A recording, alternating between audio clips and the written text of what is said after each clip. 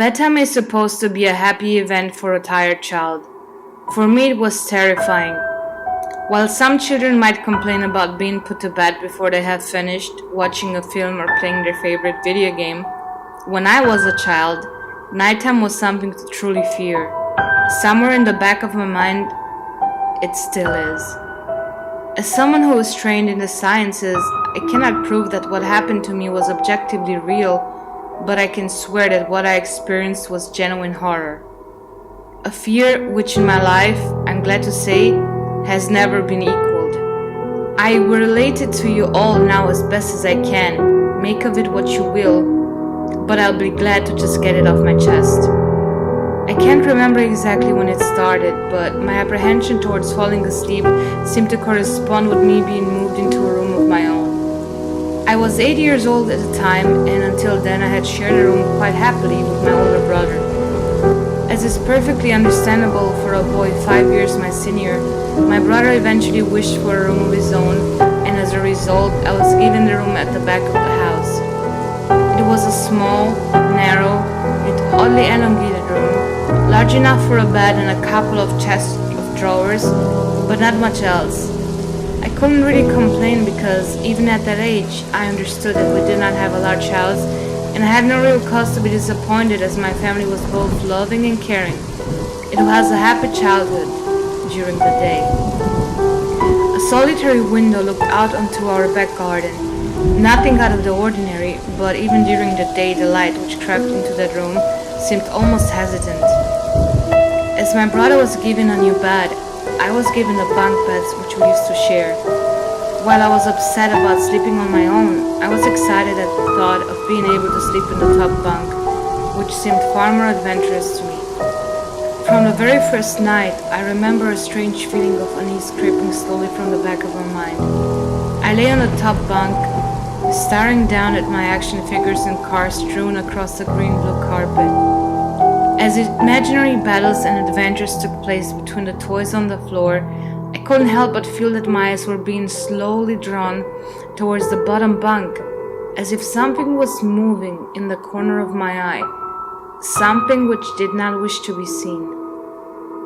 The bunk was empty, impeccably made with a dark blue blanket tucked in neatly, partially covering two rather bland white pillows. I didn't think anything of it at the time. I was a child, and the noise sleeping under my door from my parents' television bathed me in a warm sense of safety and well-being.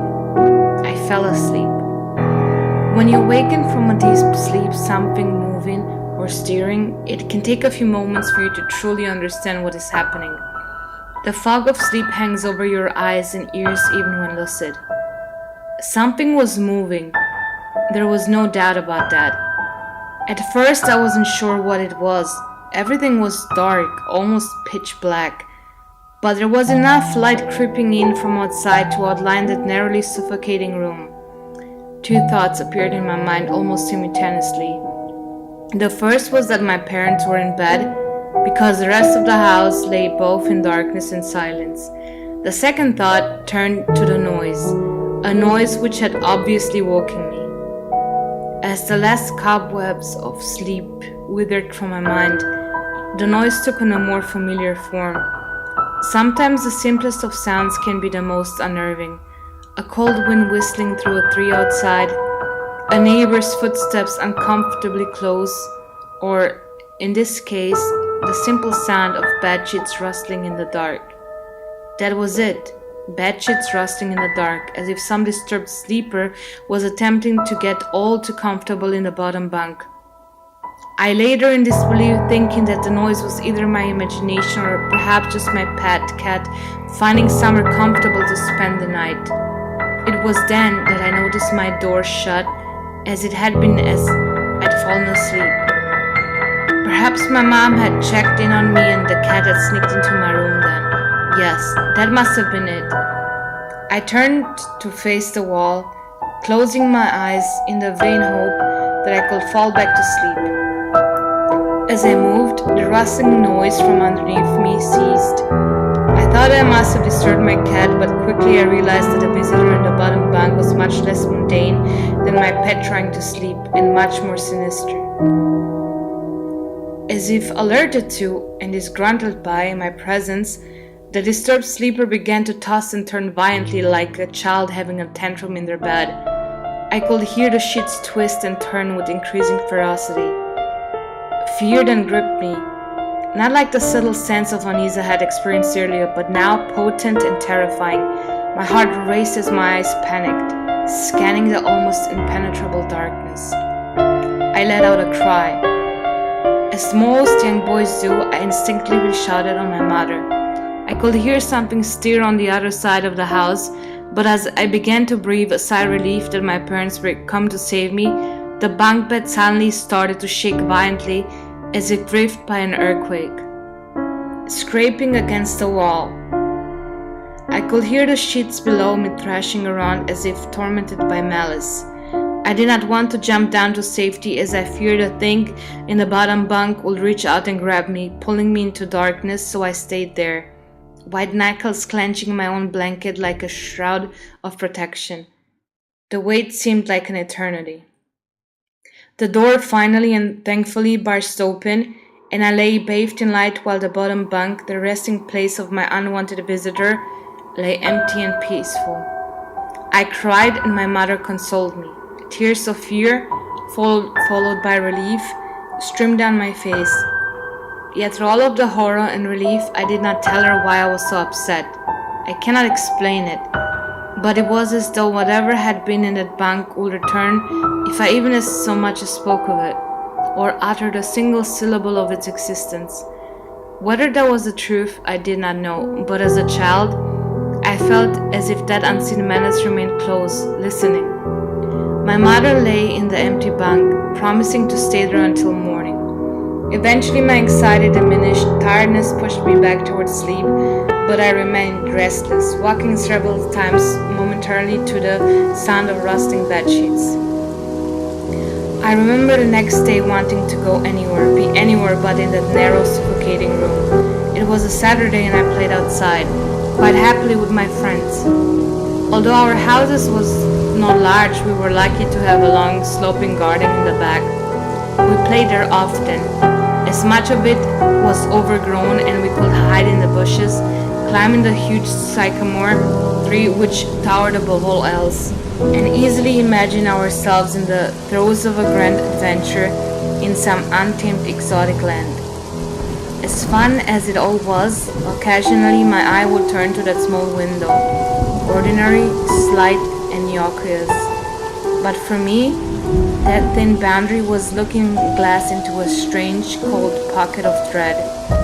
Outside the lush green surroundings of our garden, filled with the smiling faces of my friends, could not extinguish the creeping feeling clawing its way up my spine, each hair standing on end.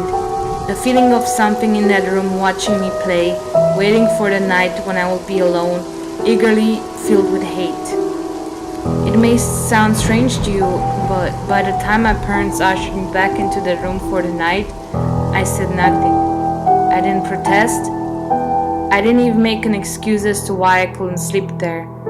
I simply and silently walked into the room, climbed a few steps into the top bunk, and then waited. As an adult, I will be telling everyone about my experience, but even at that age, I felt almost silly to be talking about something which I really had no evidence for. I would be lying, however, if I said this was my primary reason. I still felt that this thing would be enraged if I so much as spoke of it. It's funny how certain words can remain hidden from your mind, no matter how blatant or obvious they are. One word came to me that second night, lying there in darkness alone, frightened, aware of a rotten change in the atmosphere, a thickening of the air as if something had displaced it. As I heard the first casual twist of the bedsheets below, the first anxious increase of my heartbeat at the realization that something was once again in the bottom bunk, that word, a word which had been sent into exile, filtered up through my consciousness, breaking free of all repression, gasping for air, screaming, etching, and carving itself into my mind. Ghost. As this thought came to me, I noticed that my unwelcome visitor had ceased moving. The bedsheets lay calm and dormant, but it had been replaced by something far more hideous. A slow, rhythmic, rasping breath had and escaped from the thing below. I could imagine his chest rising and falling with each sordid, wheezing, and garbled breath. I shuddered and hoped beyond all hope that it would leave without occurrence. The house lay, as it had the previous night, in a thick blanket of darkness. Silence prevailed, all but for the perverted breath of my as yet unseen bunkmate. I lay there terrified. I just wanted this thing to go, leave me alone. What did it want? Then something unmistakably chilling transpired. It moved. It moved in a way different from before. When it threw itself around in the bottom bunk, it seemed unrestrained, without purpose, almost animalistic. This movement, however, was driven by awareness, with purpose, with a goal in mind. For that thing lying there in the darkness, that thing which seemed intent of terrorizing a young boy, calmly and nonchalantly sat up. Its labored breathing had become louder, as not only a mattress and a few flimsy wooden slats separated my body from the unearthly breath below. I lay there, my eyes filled with tears, a fear which mere words cannot relate to you or anyone else coursed through my veins. I would not have believed that this fear could have been heightened, but I was so wrong. I imagined what this thing would look like, sitting there listening from my below mattress, hoping to catch the slightest hint that I was awake. Imagination turned to an unnerving reality. It began to touch the wooden slats which my mattress sat on. It seemed to caress them carefully, running what I imagined to be fingers and hands across the surface of the wood. Then, with great force, it propped angrily between two slats into the mattress. Even though the padding, it felt as though someone had viciously stuck their fingers into my side. I let out an almighty cry, and the wheezing, shaking, and moving thing in the bunk below replied in kind by violently vibrating the bunk as it had done the night before. Small flakes of paint powdered onto my blanket from the wall as the frame of the bed scraped along, backwards and forwards. Once again, I was bathed in light, and there stood my mother, loving, caring, as she always was, with a comforting hug and calming words which eventually subdued my hysteria. Of course she asked what was wrong, but I could not say, I dared not to say. I simply said one word, over and over and over again: nightmare. This pattern of events continued for weeks, if not months. Night after night, I would awaken to the sound of rustling sheets. Each time, I would scream so as to not provide this abomination with time to prod and feel for me. With each cry, the bed would shake violently, stopping with the arrival of my mother, who would spend the rest of the night in the bottom bunk, seemingly unaware of the sinister force torturing her son nightly. Along the way, I managed to feign illness a few times and come up with other less than truthful reasons for sleeping in my parents' bed, but more often than not, I would be alone for the first few hours of each night in that place. The room where the light from outside did not sit right, alone with that thing. With time, you can become desensitized to almost anything, no matter how horrific. I had come to realize that, for whatever reason, this thing could not harm me when my mother was present. I am sure the same would have been said for my father, but as loving as he was, waking him from sleep was almost impossible. After a few months, I had grown accustomed to my nightly visitor. Do not mistake this for some unearthly friendship. I detested the thing. I still feared it greatly, as I could almost sense his desires and his personality, if you could call it that, one filled with a perverted and twisted hatred yet longing for me, or perhaps all things. My greatest fears were realized in the winter. The days grew short, and the longer nights were merely provided this wretch with more opportunities. It was a difficult time for my family. My grandmother, a wonderfully kind and gentle woman, had deteriorated greatly since the death of my grandfather. My mother was trying her best to keep her in the community as long as possible. However, dementia is a cruel and degenerative illness, robbing a person of their memories one day at a time. Soon she recognized none of us, and it became clear that she would need to be moved from her house in a nursing home. Before she could be moved, my grandmother had particularly difficult few nights, and my mother decided that she would stay with her. As much as I loved my grandmother and felt nothing but anguish at her illness, to this day I feel guilty that my first thoughts were not of her, but of what my nightly visitor may do should it become aware of my mother's absence, her presence being the one thing which was sure protecting me from the full horror of this thing's reach. I rushed home from school that day and immediately wrenched the bed sheets and mattress from the lower bunk, removing all of the slats and placing an old desk, a chest of drawers, and some chairs which we kept in the cupboard where the bottom bunk used to be. I told my father I was making an office, which he found adorable, but I would be damned if I'd give that thing a place to sleep for one more night. As darkness approached, I lay there knowing my mother was not in the house. I did not know what to do. My only impulse was to sneak into their jewelry box and take a small family crucifix which I had seen there before. While my family was not very religious at that age, I still believed in God and hoped that somehow this would protect me. Although fearful and anxious, while gripping the crucifix under my pillow tightly in one hand, sleep eventually came, and as I drifted off to a dream, I hoped that I would awake in the morning without incidents. Unfortunately, that night was the most terrifying of all. I woke gradually. The room was once again dark. As my eyes adjusted, I could gradually make out the window and the door and the walls, some toys on a shelf, and even to this day I started to think of it. For there was no noise, no rustling of sheets, no movement at all. The room felt lifeless yet not empty. The nightly visitor, that unwelcome, wheezing, hateful thing which terrorized me night after night, was not in the bottom bunk, it was in my bed. I opened my mouth to scream, but nothing came out. Utter terror had shaken the very sound from my voice. I lay motionless. If I could not scream, I did not want to let it know I was awake.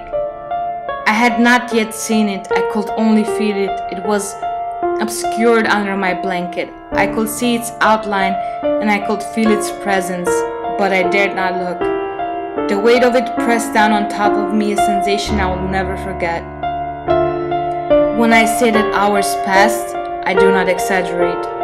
Laying there motionless in the darkness, I was every bit as scared and frightened a young boy. If it had been during the summer months, it would have been light by then, but the grasp of winter is long and unraveling, and I knew it would be hours before sunrise, a sunrise which I yearned for.